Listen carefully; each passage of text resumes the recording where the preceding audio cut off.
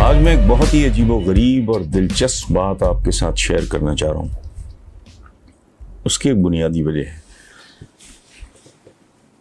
مجھے یقین ہے کہ جیسے میں کڑتا ہوں، سڑتا جلتا مرتا ہوں اس بات پہ، آپ بھی کرتے ہوں گے کہ مسلمانوں صدیوں سے زوال کا شکار ہیں، انتشار کا شکار ہیں، اور راندہ درگاہ پریکٹیکلی، یعنی اندازہ لگائیں کہ 1 کتنے بلین کے گفٹ سعودی گورنمنٹ نے دیے ڈونلڈ ٹرمپ صاحب کو. اس کے چند ہفتوں بعد ہی کتنی حقارت سے انہوں نے کہا کہ ہمارے بغیر تو یہ چند ہفتے نہیں گزار سکتے. سو دل دکھتا ہے. اس کے بعد بندہ پھر سوچتا ہے کہ یار یہ عروج و زوال کا معاملہ ہے کیا. ایک ریسرچ آئی بہت زبردست، بہت اعلیٰ. اس میں انہوں نے کہا کہ جی عام طور پہ یہ خیال کیا جاتا ہے کہ جی یہ فیکٹرز ہیں کسی قوم کے عروج میں جو بالکل غلط ہے.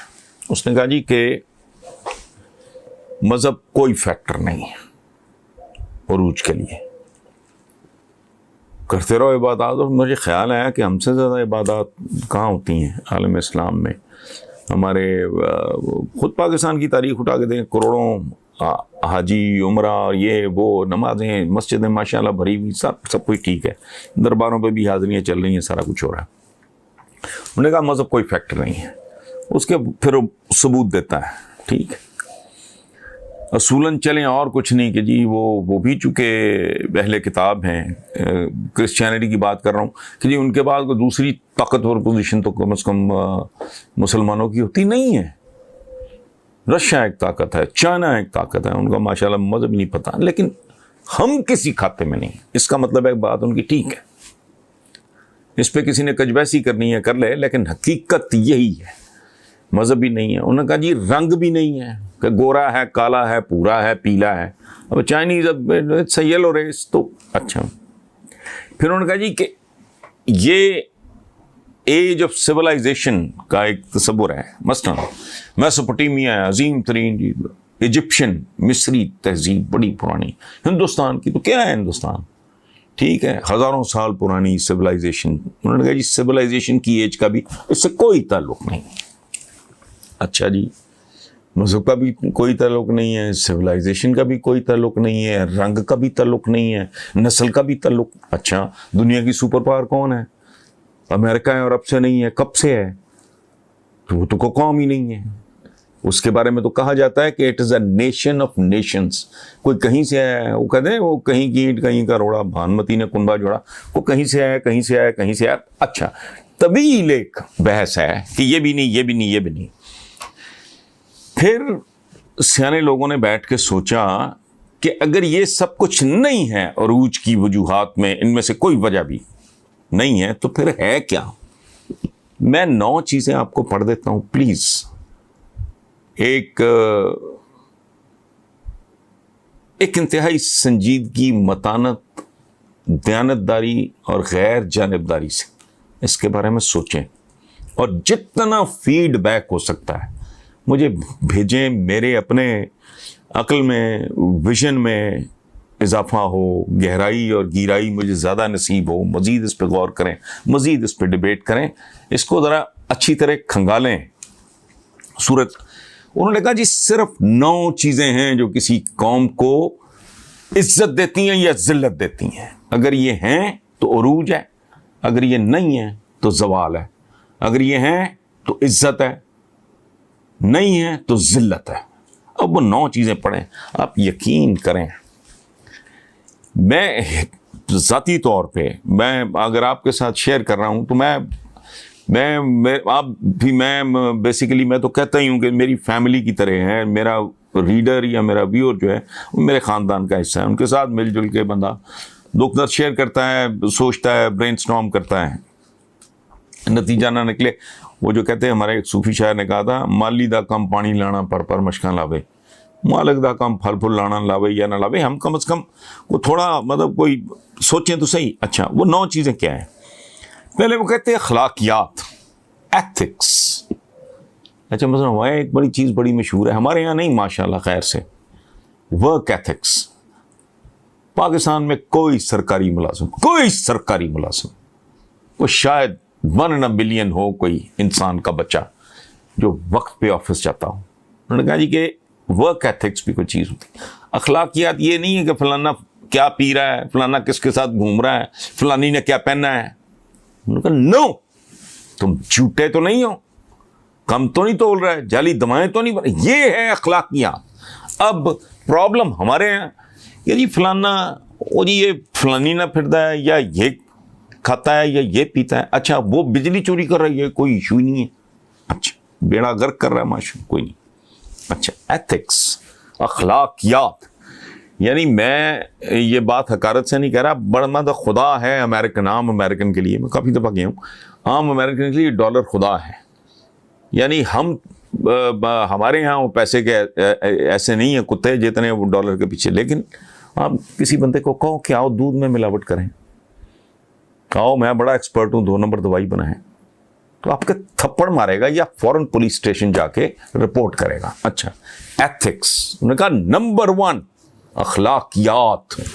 اور اخلاقیات کا تعلق کیا پہننا ہے، کیا کھایا ہے، کیا پیا ہے، اس سے نہیں ہے. اخلاقیات ہے معاملات.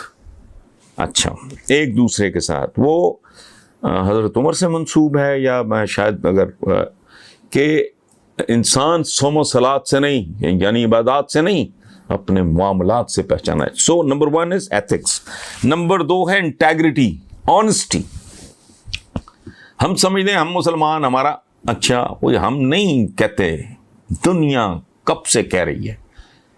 انگریزی کا ایک محاورہ ہے honesty is the best policy. ہم تو ہر چیز میں ثواب ڈھونڈتے ہیں، جنت ڈھونڈتے ہیں. وہ بھائی ویسے ہی خوبصورت کام ہے. Honesty is the best policy.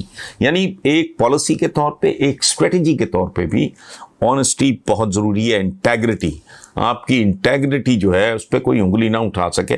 مثلا آپ اندازہ لگاؤ، میں ایک بات میں مثال دینے کے لیے بات کر رہا ہوں. عمران خان کے بارے میں نون لیگ یہ ہر فضول بات کرتے تھے، لیکن جب دیانت کی بات آتی تھی تو کیا کہتے تھے؟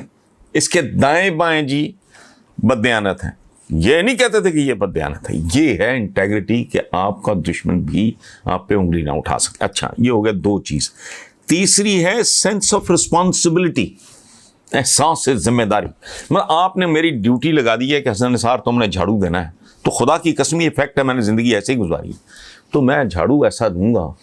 کوشش میری یہ ہوگی کہ کوئی دوسرا بندہ آپ مجھے کوئی ڈسٹنگ کرنی ہے، میں ڈسٹنگ ایسی کروں گا. کوشش میری یہ ہوگی کہ میرے جیسی ڈسٹنگ کو دوسرا نہ کر سکے. اپنے کام پہ فخر کرنا اور اس کے لیے تن من دھن تک کا زور لگا کے کام کرنا. اچھا ذمہ داری کوئی بھی، یہ آپ نے مجھے چوکیدارہ سونپ دیا تو پھر سونا میرا کام نہیں ہے، پھر میں بہت بے حیا بے شرم آدمی ہوں اگر میں اس کے دوران. اچھا یہ میں موٹی موٹی بات کر رہا ہوں، ٹائم نہیں ہوتا آپ کو پتہ ہے. تیسرا ہے کہ respect for the laws and rules. اپنی دھرتی، اپنا ملک، اس کے بھی قوانین، قواعد و ضوابط وغیرہ اگر تو وہ اگر آپ اس کا احترام نہیں کر رہے تو پھر اس کا مطلب ہے آپ بربادی آپ کا مقدر بن گئی. رول آف لا جسے کہتے ہیں. میں نے خود دیکھا ہے معظم ملکوں میں کہ مڈ نائٹ کوئی ٹریفک نہیں، کوئی بندہ دور دور تک اور نظر آ رہا ہے. سگنل پہ اگر سرخ بتی آ گئی ہے تو ڈرائیور نے گاڑی روک لی ہے. یہ کیا عالی شان ایک رویہ ہے. ٹھیک.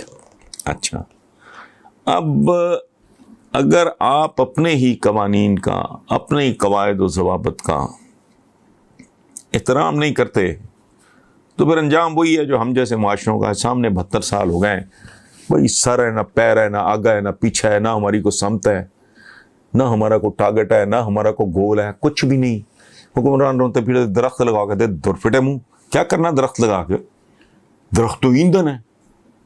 تمیز ہی نہیں. سڑک عبور کرنے کی، ٹریفک سگنل کا احترام نہیں. دواؤں کی دکان، دوائیوں کی دکان کے باہر گاڑیاں کھڑی ہیں، اس کے پیچھے اگر کوئی شخص گاڑی کھڑی کر جاتا ہے تو اس سے بڑا کوئی لانتی ہو سکتا ہے؟ اس کو خیال ہی نہیں آتا یہ کہ یہ ممکن ہے اس کی ماں، اس کا باپ، بھائی، بچہ کوئی، اور اس نے یہ دوائی لے کے تیزی سے ہاسپٹل کی طرف بھاگنا ہو، یا ڈاکٹر کے یا گھر یا جہاں بھی، نہیں، کنسرن ہی کوئی نہیں ہے. اچھا ایم سوری، میں ایک انڈرسٹینڈنگ سی ہے کہ 8 سے 10 منٹ تک کی کمیونیکیشن ہوگی، تو 10 منٹ ہو گئے پورے. میں خود تو کم از کم اپنے بنائے ہوئے قانون کا اور اس کا میں احترام کروں. تو انشاءاللہ 1-2 دن میں ہی اس پہ آپ غور کریں، فیڈ بیک دیں، اس پہ ہم گفتگو چلائیں. آپ اپنی اوپینین، اپنی رائے، جو کچھ بھی ہے پلیز بھیجیں، تاکہ ایک بڑے لیول پہ ایک ڈیبیٹ، ایک بحث تو شروع ہو.